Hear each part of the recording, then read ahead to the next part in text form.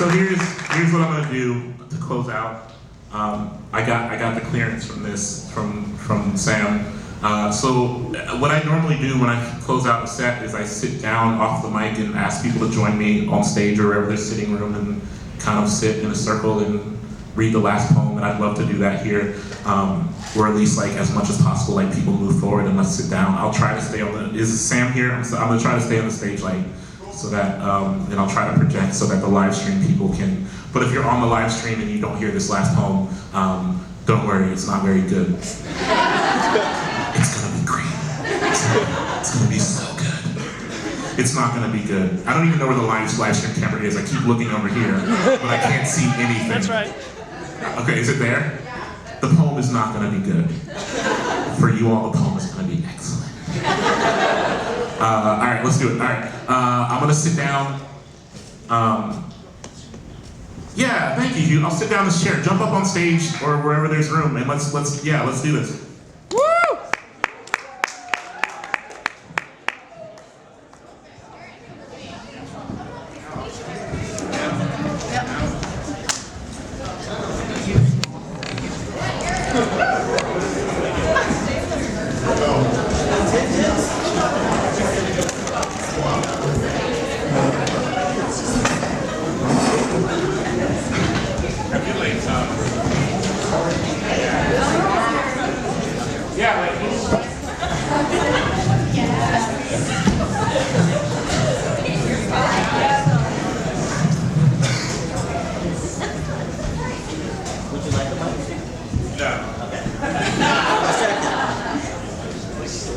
But everyone has to be super quiet because I don't have a super loud voice due to sounding like a muppet when I get loud.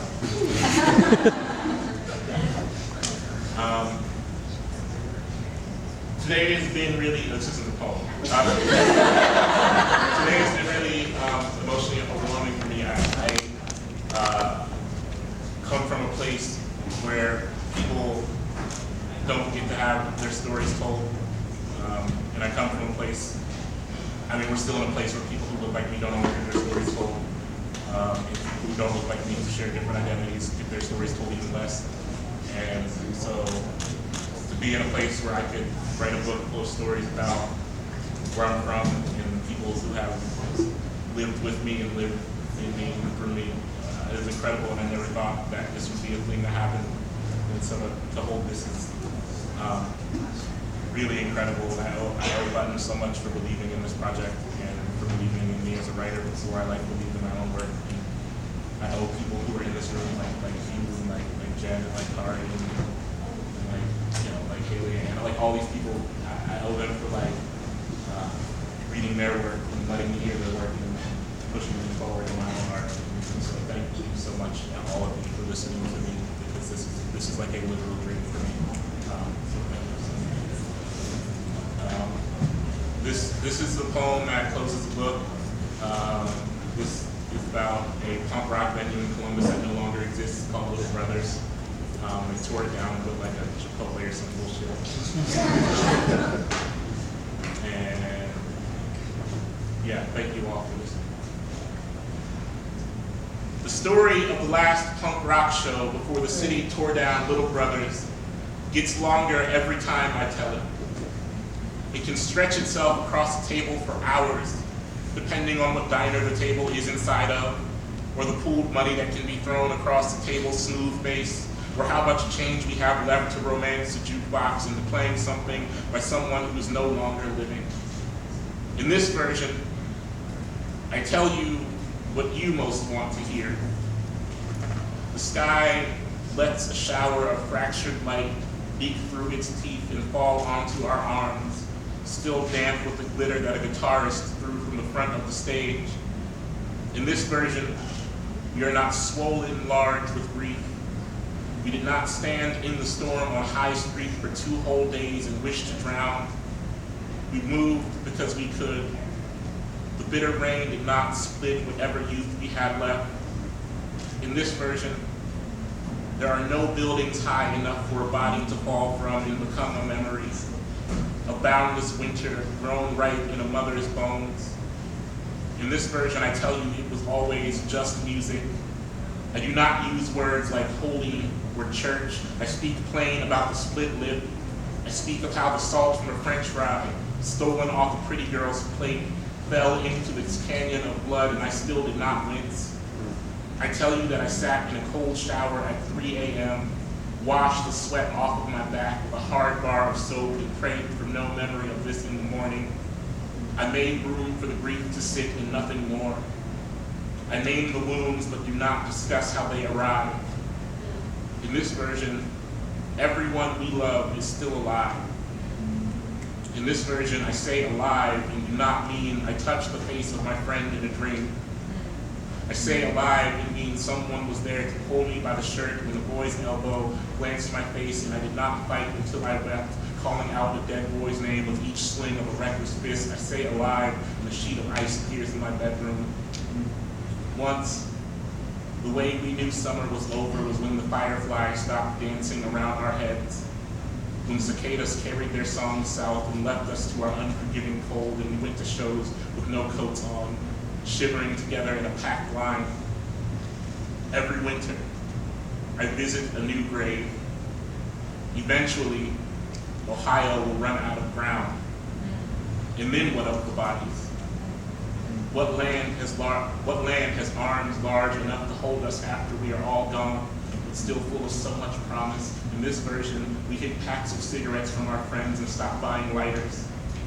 In this version, we still believe that drinking in smoke is the only thing that will kill us. A boy sprays "Punk will never die" onto the brick wall outside, and I do not tell him that I know death. I do not tell him that I have crawled into that hollow mouth and exited through the other side. I do not tell him that death is not when a city makes a strip mall out of where you bled once. That is the other death, the one that wears your name but does not ask you to wear its own. The nostalgia is killing me again. In this version, I say killing and know that I will come back, still breathing, to my father. A remembered voice. A siren song of disappointment and still forgiveness. I say killing, and I pull a long black feather from where the word grew underneath my tongue. It falls to the floor and becomes a torn jacket. In this version, I do not speak the name of the boy who wore the jacket across his breathless chest while he was carried, 6 of us on each side of a wooden box. Forgive me, Father, for I have made a suit of all these names. I refuse to speak and gone dancing in it. I have let all of me soak through it until it is a dark mess falling from my shoulders. I keep handfuls of lighters now, only to press them into the blooming darkness when August makes another slow and hot exits. The seasons I remember most are the ones I never want to come again. Isn't that how each story starts? With a list of things we know we cannot take back. And still, everything has an end. This is where I tell you what I most want to hear myself. None of this was real. I am still sitting in a diner on the east side of Columbus, and it is still summer for 10 whole years. There is still a living mother hovering over a sewing machine in the house I can always come back to. My name is still scrawled on the bathroom wall of the dive bar.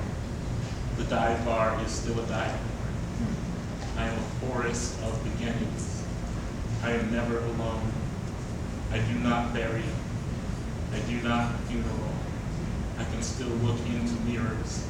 I do not see a chorus of ghosts. I do not cover my bedroom walls with posters of old punk bands to keep the ghosts out. I am at a diner and the table is full. No one is covered in dirt.